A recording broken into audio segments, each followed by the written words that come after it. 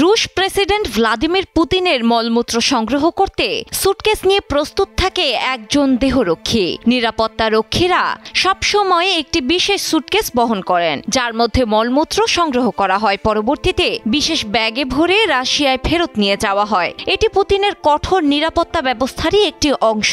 শুনতে অবিশ্বাস্য হলেও এই খবর প্রকাশ করেছে আন্তর্জাতিক গণমাধ্যম। গত সপ্তাহে অনুষ্ঠিত হল রাশিয়া যুক্তরাষ্ট্র শীর্ষ সম্মেলন। আলাস্কায় এই সম্মেলনের প্রস্তুতির সময় আন্তর্জাতিক গণমাধ্যমে এই চাঞ্চল্যকর খবর প্রকাশ করে।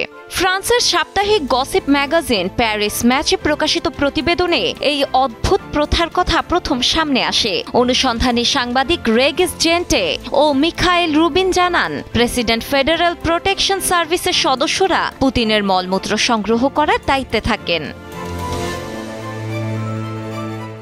প্রতিবেদনে বলা হয়, রুশ প্রেসিডেন্ট যখন বিদেশে সফর করেন তখন তার নিরাপত্তারক্ষীরা সঙ্গে একটি বিশেষ মলমূত্রের সুটকেস বহন করেন। এই প্রথা বহু বছর ধরে চলে আসছে। বিদেশি গোয়েন্দা সংস্থাগুলো যাতে পুতিনের বর্জ্যের নমুনা সংগ্রহ করতে না পারে, কারণ এসব নমুনা পরীক্ষা করে পুতিনের স্বাস্থ্য সম্পর্কে সংবেদনশীল তথ্য পাওয়া সম্ভব।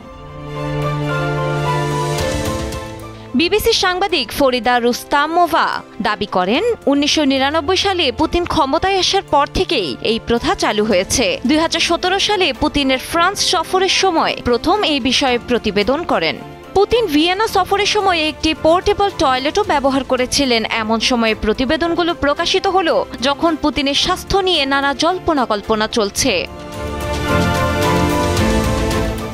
সম্প্রতি মার্কিন প্রেসিডেন্ট ডোনাল্ড ট্রাম্পের সঙ্গে পুতিনের একটি বৈঠকের ভিডিও তার পায়ে তীব্র কাঁপুনি দেখা যায়। এই ভিডিও থেকে গুজব ছড়িয়ে পড়ে 72 বছর বয়সী পুতিন সম্ভবত পার্কিনসন রোগে ভুগছেন। তার শরীরে এক্সোস্কেলেটন ব্যবহার করা হচ্ছে।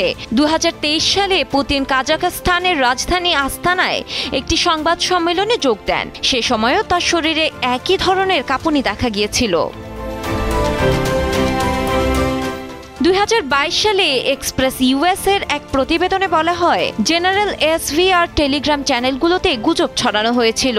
পুতিন পড়ে যাওয়ার পর মলত্যাগ করে ফেলেছিলেন। পরবর্তীতে ক্রেমলিন এসব মন্তব্যকে ভিত্তিহীন গুজব বলে জানায় শত্রুরা এসব রটাচ্ছে। ডেস্ক রিপোর্ট, সময়ের আলো।